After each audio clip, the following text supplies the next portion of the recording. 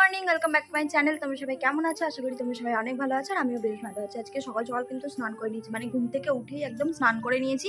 তার কারণ প্রত্যেক দিন স্নান করতে মোটামুটি বেজে যায় আমার 1টা-1.5টা, যেটা তো একদমই ভালো না। সেই কারণে আজকে ভাবলাম যে বড় কাজ চান করা সেটাকেই আগে সেরে নিই। তো দুটো চা মুড়ি খেলাম। এখন তো প্রায় 11টা বাজে। মা বললো যে ওই চা দিয়ে দুটো মুড়ি খা, কারণ আমাদের এখানে তাড়াতাড়ি খাওয়া হয়ে যায় 1টার মধ্যে। তো বললো না হলে আর ভাত খেতে পারবি না, তো সেই কারণে। তো চলো আজকের ব্লগটা শুরু করলাম, পুরো ভিডিওটা দেখতে থাকো। একটুখানি শুয়ে পড়েছিলাম, মানে ভালো লাগছে না কিছু। তোমাদের দাদাভাই সকালবেলা একবার ফোন করেছিল, তখন আমি ঘুমাচ্ছিলাম, ফোনটা ভাইব্রেট করা ছিল তো বুঝতে পারিনি, ফোনটা ধরতে পারিনি। তারপরে ও গেছে ইন্টারভিউতে। এখন আমার আর কিছু ভালো লাগছে না, মানে সকালবেলা ঘুম থেকে উঠে যদি ওর সঙ্গে কথা না হয় তাহলে তো কিছু ভালো লাগে না। এখন আমার কিছু আর ভালো লাগছে না, যতক্ষণ না ও ফোন করছে আমি এভাবেই ঝিমিয়ে থাকবো। ও হচ্ছে আমার এনার্জি, মানে ওর গলাটা শুনতে পেলে আমি আবার নিজেই ঠিকঠাক হয়ে যাব। তো এখন একটু বাইরের দিকে যাই, গিয়ে দেখি মা কি করছে, চলো তোমাদের সঙ্গেও সেটা শেয়ার করি। তো এইদিকে দেখো, বাইরে বেরিয়ে দেখলাম কি যে মা মাছ ধুচ্ছে, মানে আজকে বাপি মাছ কিনে পাঠিয়ে দিয়েছে, সেই কারণে মা মাছ ধুচ্ছে। আর আমি একটুখানি ওইটা দেখে আর কি বাইরের দিকে চলে এসেছি, আর একটু যাবো ঠাকুমার কাছে। মানে আমার ঠাকুমা থাকে হচ্ছে কাকাদের ওই সাইডে, কারণ ওদের একটা ঘর এক্সট্রা আছে, সেই কারণে ওদের ওই দিকেই থাকে। আর ঠাকুমার তো শরীরটা খারাপ, তার কারণে ঠাকুমা বলে যে আমার কাছে আসবি, এসে একটু বসবি, ওই জন্য দেখো আমিও চলে এসেছি। আর তাছাড়া তো কোনো কাজ নেই, আমাদের বাড়ির আশপাশেও কোনো বাড়ি নেই যে আর কারো কাছে যাব। এই দেখো ঠাকুমার দেখে কিন্তু আমাকে খুব খুশি হয়ে গেছে। তারপরে ওখানে একটু বসে গল্প করে কাকিমা একটা মাছ ভাজা দিয়েছিল, সেটা খেয়ে সোজা চলে এসেছি বাড়িতে। ভাবছিলাম যে কী খাবো মন করছিল, তার জন্য একটুখানি মাজাটাকে ফ্রিজ থেকে বার করে নিয়ে এখন একটু মাজা খাবো। আর তোমাদেরকে তো বললামই যে আমাদের বাড়ির আশপাশে কোনো বাড়ি নেই, জানো তো। বাড়ির আশপাশে বাড়ি না থাকাটাই সব থেকে ভালো। একার মতো থাকবো, কেউ কোনো আলোচনা করার থাকবে না, কোনো গসিপ করা থাকবে না, এটা হচ্ছে সব থেকে বেস্ট। আমার তো তাই মনে হয়, কারণ বাড়ির আশপাশে বাড়ি থাকলেই বাড়ির কিছু মানুষ গিয়ে বাড়ির আশপাশে মানে আরও বাড়ির মানুষের নামে নিন্দে চর্চা করে আসবে। তারপরে সেই নিন্দেগুলো যখন আবার যার নামে করেছে তাকে যখন বাইরের লোক এসে বলে দেবে, তখন কিন্তু দোষ হয়ে যায় ওই বাইরের লোকটার। মানে বাড়ির লোকই যে গিয়ে তাদেরকে নিন্দে চর্চা করে এসেছে, তাদেরকে বাড়ির কথা বলে এসেছে, তাদের কিন্তু কোনো দোষই হয় না, তখন বাইরের লোকের দোষ হয়ে যায়। বলে কি বাইরের লোক নাকি সংসার। তার জন্য সব থেকে বেস্ট হচ্ছে বাড়ির আশপাশে কোনো বাড়ি না থাকা। মানে বাড়ির আশপাশে কোনো বাড়ি না থাকলে কেউ গিয়ে বলতেও পারবে না, কোনো নিন্দে চর্চাও করতে পারবে না। একটা কথা তো স্বাভাবিক, তাই না, যে বাড়ির কথা বাড়ির লোক যদি বাইরে গিয়ে না বলে তাহলে তো বাইরের লোকের জানার কোনো কথাই আসে না। কিন্তু কিছু কিছু মানুষ এরকম আছে যে বাড়ির কথা বাইরে গিয়ে বলে বলে বেড়ায়। যাই হোক, বাদ দাও এসব কথা।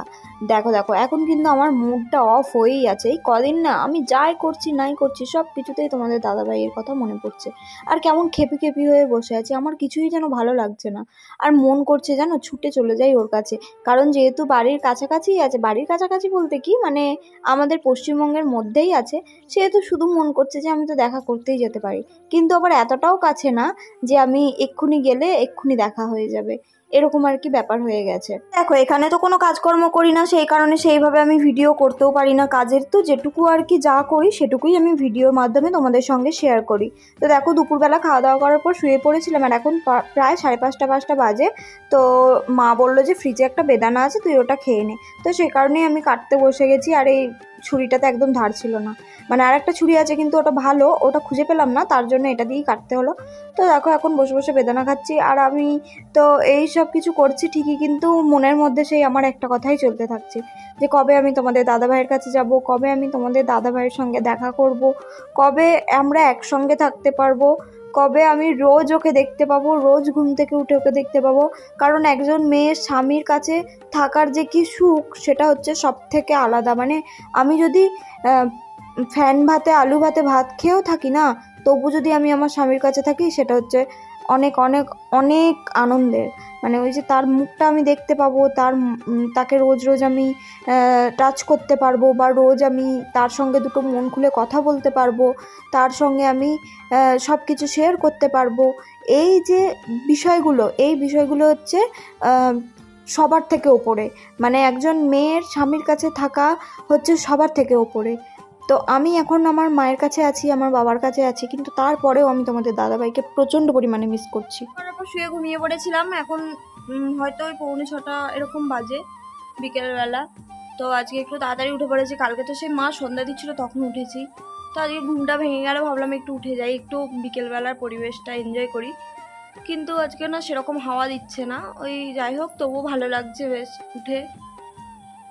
তো এখনও তোমাদের দাদাভাই ফোন করেনি এখনো পর্যন্ত, ফোন করবে, আমি করবো তোমাদের দাদাভাইকে ফোন, কারণ ও মনে হয় ঘুমাচ্ছে, আবার নতুন জায়গায় গেছে তো সেখানে কাজকর্মও করতে পারে, যার জন্য আমি বেশি ফোন করছি না। আমি তো এখনো বুঝতে পারছি না যে কখন কি করছে, তার জন্য মনটা তো ভীষণ খারাপ করছে ওর জন্য। তবুও আস্তে আস্তে নিজেকে ঠিক করার চেষ্টা করছি যে না, ও ডিউটিতে গেছে, আর যেখানে গেছে জায়গাটা ভালো, আমার এটাই হচ্ছে সব থেকে বড় পাওনা। আমার আর কি চাই বলো তো, একজন ফৌজির ওয়াইফ হয়ে আর কি চাই। ও যে জায়গা থেকে ডিউটি দিয়ে কাটিয়ে এসেছে সেই জায়গার পরে না আমাদের এই জায়গাটা মানে অতটা কিছু মনেই হচ্ছে না, কারণ কি এই জায়গাটা অনেকটা সেফ, অনেকটা ভালো। আর তোমাদের দাদাভাই বলছিল যে লোকেশনটাও খুব ভালো, ভেতরে অনেক কিছু আছে।